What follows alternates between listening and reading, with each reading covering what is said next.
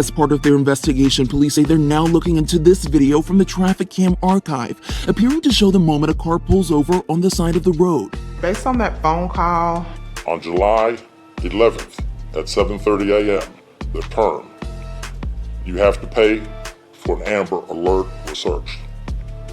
Show your face! Show your face, please! With sugar on top!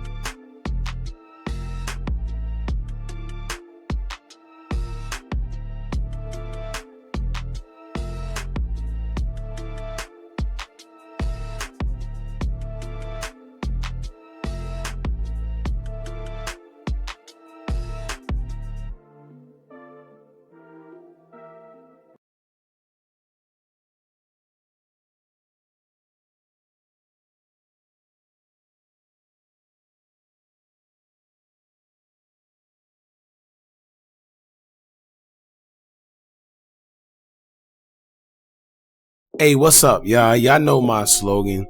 I don't know it all,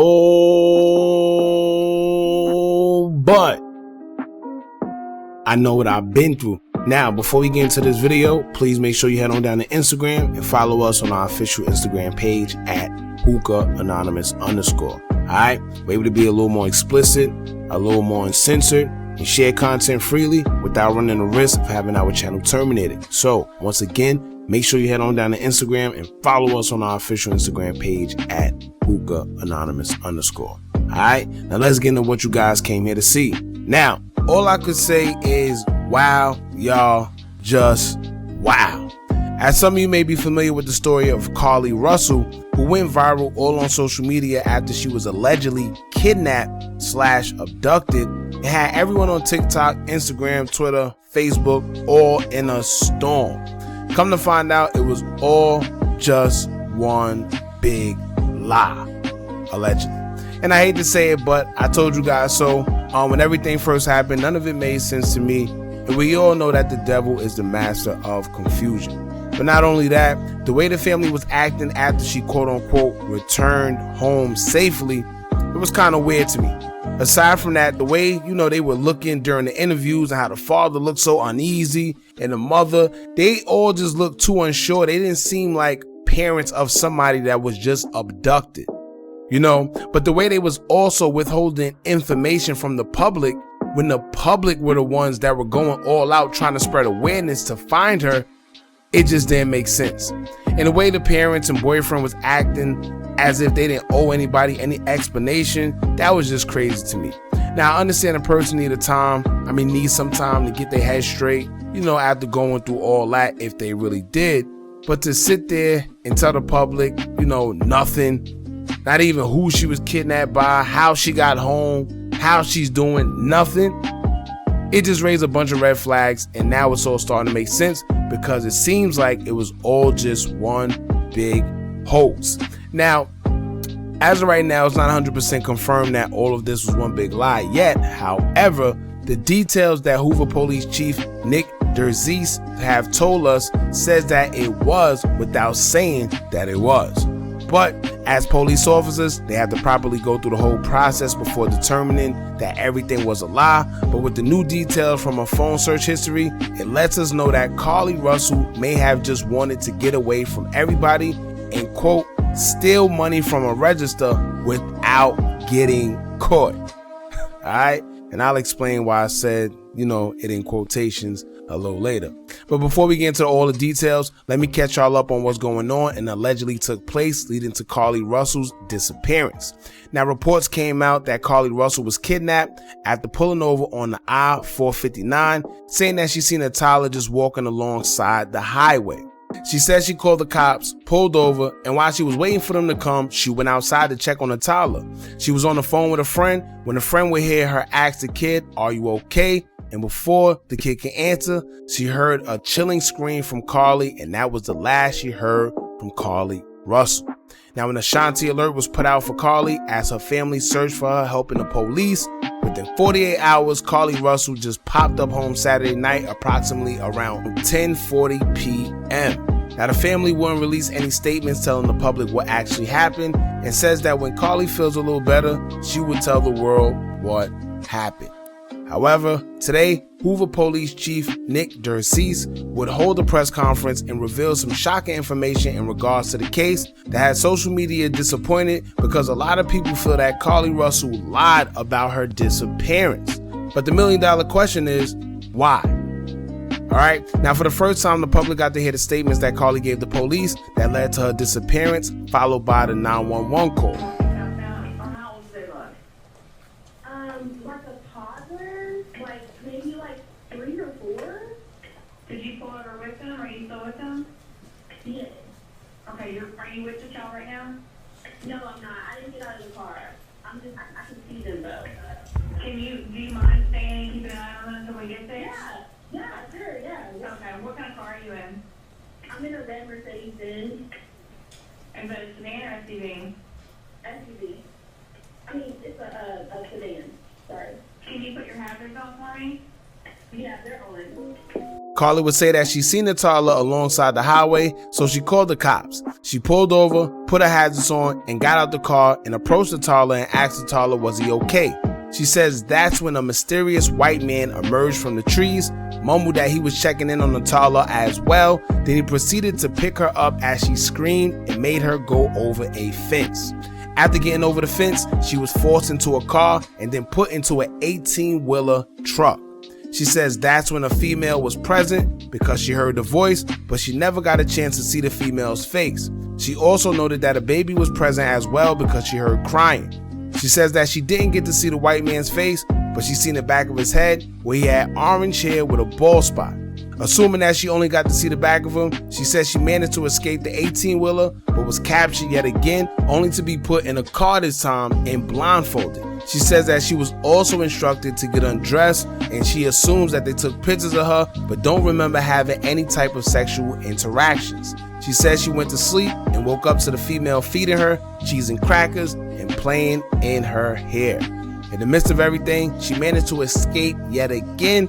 This time she got away and ran through some woods until she actually made it back to her family's house. And that's the statement that she gave police. Now, here's where things get a bit interesting because the police clearly didn't believe her statement.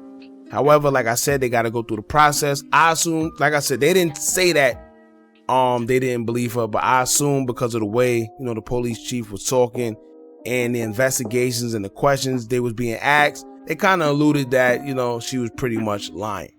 Now, the police says that although she claims there was a toddler walking along the highway, there's no evidence of a toddler walking along the highway. They also pointed out that surveillance shows that Carlee drove over 600 yards, which is equivalent to 6 football fields, following this quote-unquote toddler that she claims she saw. Now, this would make sense because there's people who was wondering why was her car the only car driving alongside the highway casually with her hazards on out of everybody and for so long.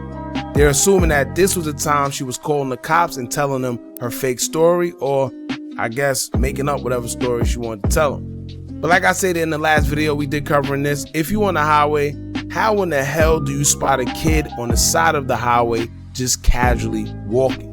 For one, it's dark, and let's be clear, this is a tactic by traffickers to lure people in, and I'm sure it is, right? But in this case, how do you see a kid walking alongside the highway when the speed limit usually is about 55 to 65 miles per hour? And like I said, it's dark, and out of everybody, how did you see him? Alright, but let's get to the part that has everyone questioning Carlee's disappearance. The Hoover police collaborated with United States Secret Service to go through her phone history and found some crazy searches coming from her phone. They even gave a timeline leading to the date she was quote-unquote kidnapped and people are putting the pieces to the puzzle together and saying that Carlee is lying.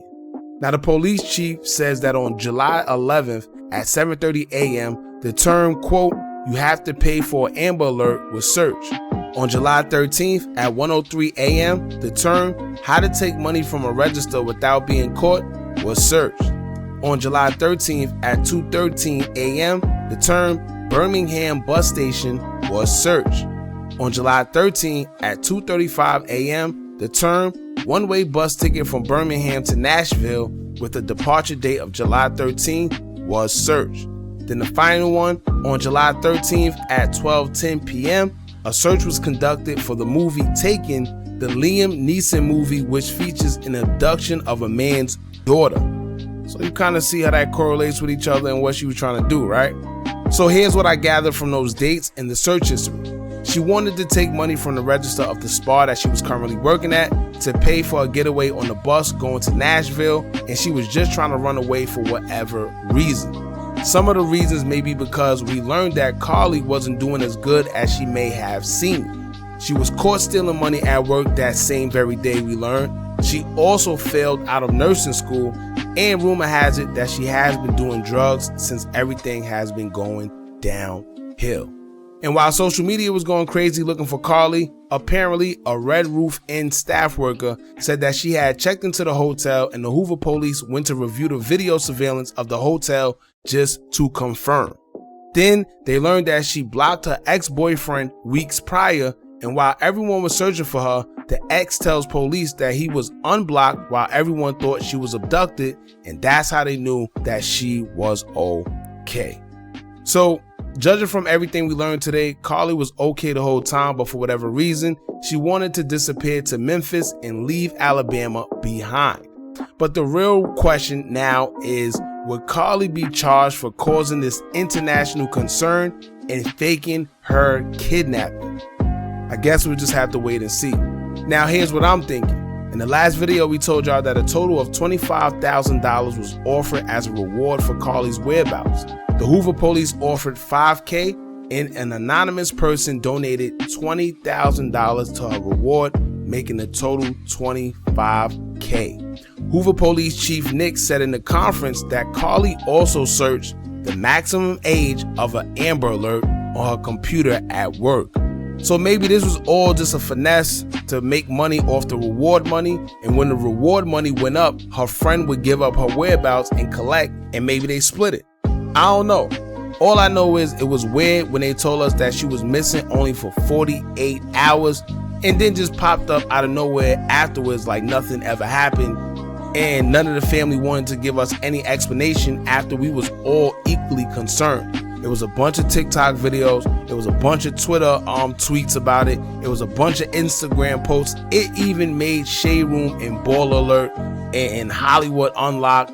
It's on site. It made all those platforms. So that means it was a lot of awareness, with the whole situation. I think maybe when she went on the run to try to get away, she realized that she was all over these platforms, because I'm sure she was on her phone. And then maybe it got too overwhelming for her. And she said, you know what? I just got to go back home.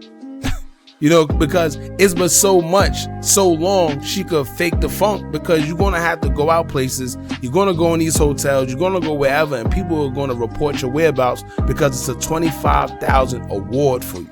So at the end of the day, somebody wants to collect that $25,000, especially if it's no risk involved. It's not like she was a killer. It's not like somebody was holding her.